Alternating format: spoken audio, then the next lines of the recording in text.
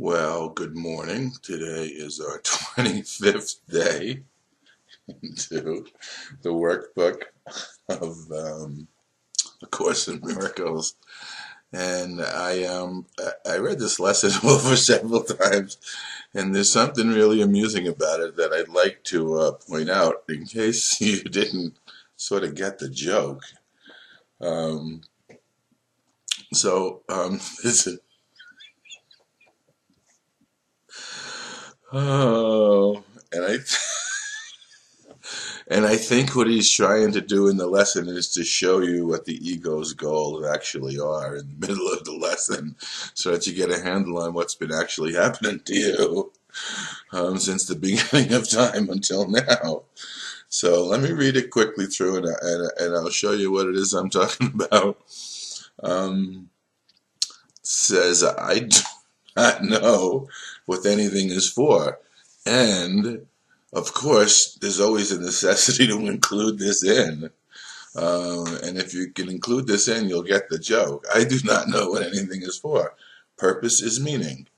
Today's idea explains why nothing you see means anything. You do not know what it is for, therefore it is meaningless to you. Everything is for your own best interest. That is what it is for.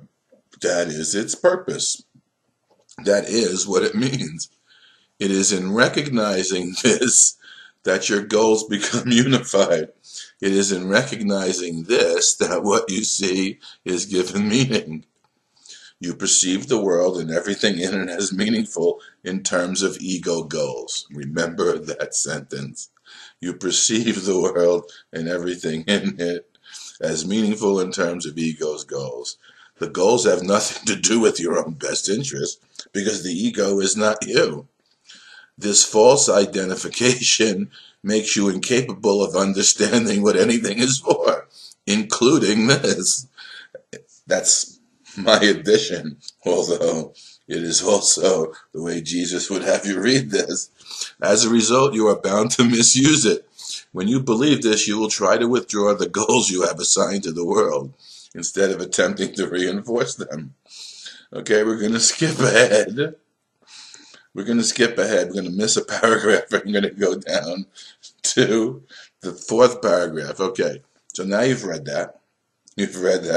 And of course, the ego is right there attempting to help you understand this based on its perceived goals, which have nothing to do with your own best interest. And he says in the fourth paragraph, before you can make any sense out of this exercise for today, one more thought is necessary. So here we are going along, trying to make sense out of this exercise in recognition of the ego has goals of attempting to understand that which is understandable without fully recognizing what is necessary for anybody to understand anything.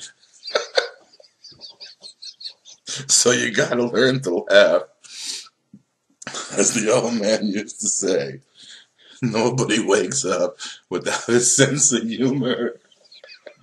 And believe me, Jesus is an awakened mind.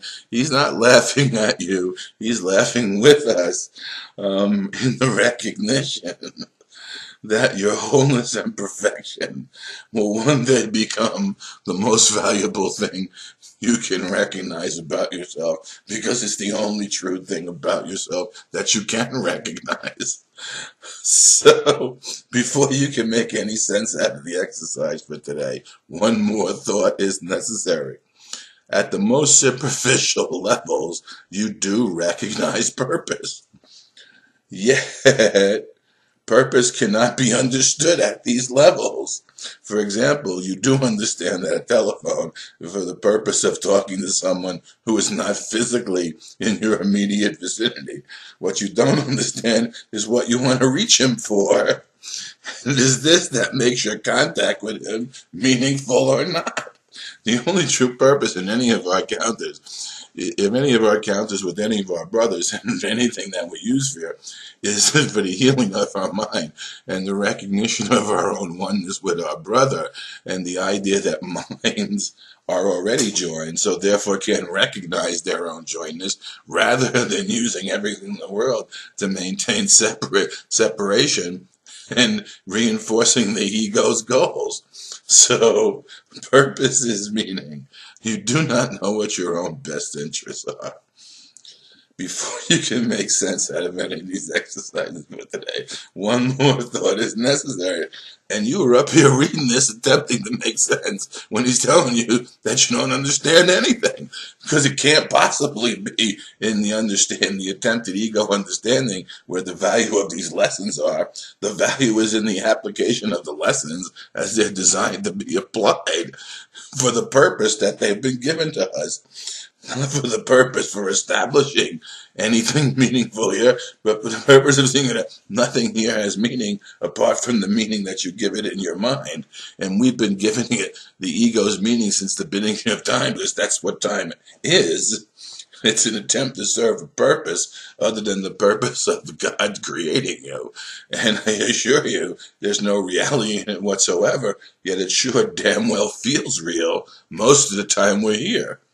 Don't worry about that part of it. Don't worry about what feels real and doesn't feel real. Don't try to understand it, because it's meaningless to you at this point in time. Accept that rather than attempting to understand it. The goals you perceive the world and everything in it as meaningful in terms of the ego's goals. It's an interesting idea that came from Karl Marx.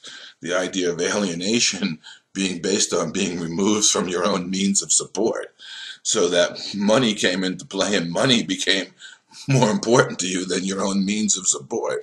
And that's why we are so alienated. That's one of the reasons for our alienation.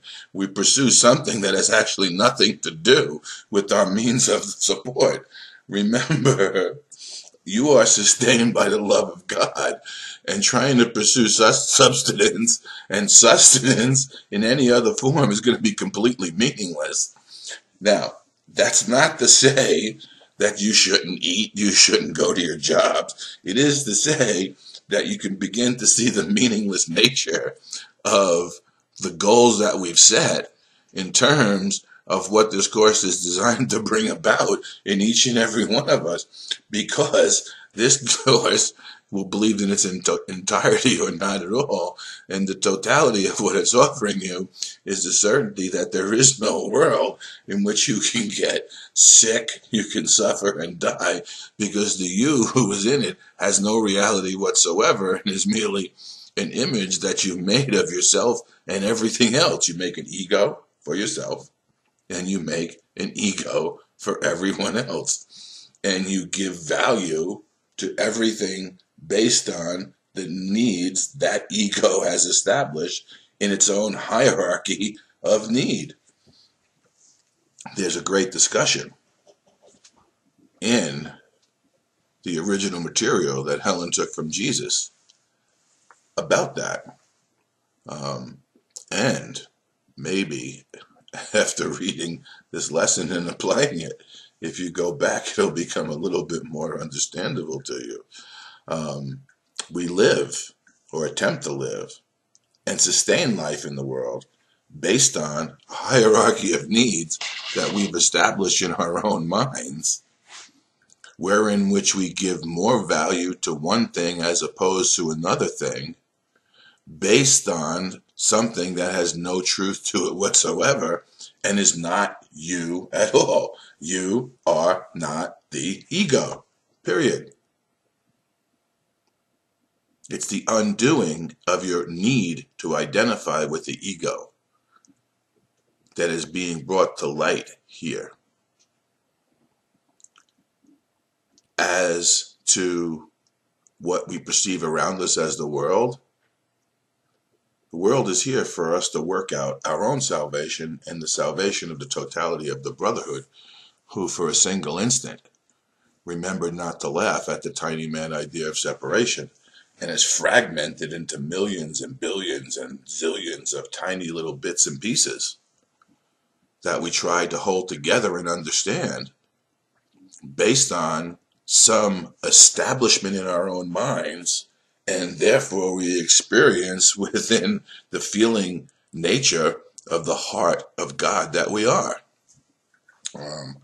All of which is at the expense of our own reality.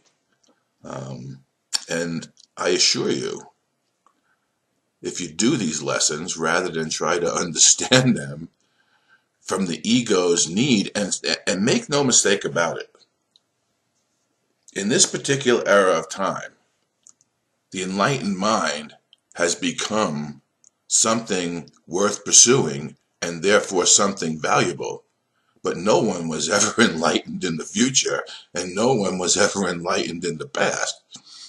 And as Jesus says, seeking for the light is like walking around with your eyes covered. It's really very simple. Yet it's confusing and confounding to those who think that the meaning they give to everything, based on the hierarchy of illusion they've established as their reality, has a validity separate from the mind that's perceiving it, because it doesn't. And we could see that just if we look around in our own neighborhoods. Look at the difference in the goals that people set and how they live their life based on the goals that they're set. None of those goals are real, because the ego that offers you the ability to identify with it and give meaning to those goals, and therefore purpose to the life you are leading based on the meaning that it's given it, is not who you are, has never been who you are, will never be who you are, so therefore it is not you now. Another way of describing the goals you now perceive is to say they are all concerned with personal interests. Since you have no personal interests, your goals are really concerned with nothing. The nature of a teacher of God accepting his function in this world is because at some point in time he did not see his own interests as separate from his brothers. That's brothers plural and in its entirety. We were created with one single purpose, and we are held in the single nature of that purpose as the meaning God created us to be. We are God's love. We are the extension of his reality as love, and therefore we will learn to create love as he has created us. And attempting to create anything other than love, or attempting to recognize that you are sustained by something other than the love of God, is meaningless, since there is only the love of God. There is no such thing as sickness, pain, suffering, and death in the world, in the universe, in the reality that God created you to be. Since you have no personal interests, your goals are really concerned with nothing. In cherishing them, therefore, you have no goal at all. And many of you who come to this in the devastation of recognizing that no matter what goal you have pursued in the world, it has failed to offer you happiness both in the pursuit, in the accomplishment, or in the non-accomplishment of it. Many of you,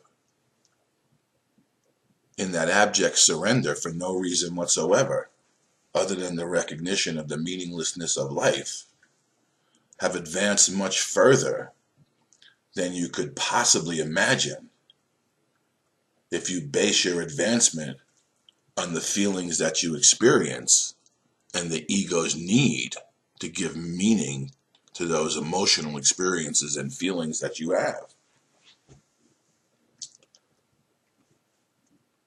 In cherishing them, therefore, you have no goal at all, and thus you do not know what anything is for. And just as a little aside to the lesson, for our children and for our children's children, it's about time we began to offer them a true goal and foster conditions wherein which they can achieve that goal. Not at the expense of the world or your neighbor, but because the world and your neighbor's interests are not separate from your own. And the only happiness anyone will ever experience is in the doing of God's will. Now, in those moments when you have experienced true happiness, the ego loves to co-opt that and offer you its reason why you've been happy. When the fact of the matter is, in those instants, possibly unbeknownst to you, you actually succeeded in doing God's will. So don't tell me you can't do this, and don't think in your own mind it's too hard to do, because nothing could be easier than doing the will of God, because there is only the will of God. All the suffering, all the sickness, all the pain, all the lack, all the experience of need comes from the ego's ability, unwittingly, to dupe you into thinking you are it, when in fact, the only way it exists is in your identification with it, not directly, but tacitly by pursuing the goals and tasks it sets you upon in the world of space and time. So with that, I'm going to leave you, not to understand this lesson, but to simply do it as it's designed to do. So follow the instructions. 6 practice periods, each of 2 minutes duration, are required. It is crucial to your learning to be willing to give up the goals you have established for everything. Now, this is key. I'm going to say this. This is key. Because remember, the duality of the nature of the split mind has caused us to look at things in terms of good and bad, happy and sad, etc., opposites and opposition. The recognition of the meaninglessness of all of it is the only way to accomplish it. Here's another one of those only ways to accomplish that Jesus offers us. The recognition that the goals we have established based on the need of the self-preservation of the ego, the recognition that they are meaningless rather than good or bad, is the only way to accomplish this. The idea for today is a step in this direction. Remember, it's a step. Some of you will have instantaneous recognitions of the truth of this. For some of you, it will remain just a step in the undoing of your mind as we proceed with this year's lessons. Don't judge yourself. These are not exercises in judgment. They're exercises that are designed to undo your mind, the ego mind that is attempting to understand this for its own purpose and co-opt the teaching, quite frankly, because you become unwilling to give up the goals that it has established in the recognition that it is good or bad, rather than simply meaningless. So go forth today and look around you. Get acquainted with the goals that the ego has established. Don't bemoan them. Don't judge yourself for having done it. The past is gone. Let it go. Today, we can begin to learn a new way of being here and now.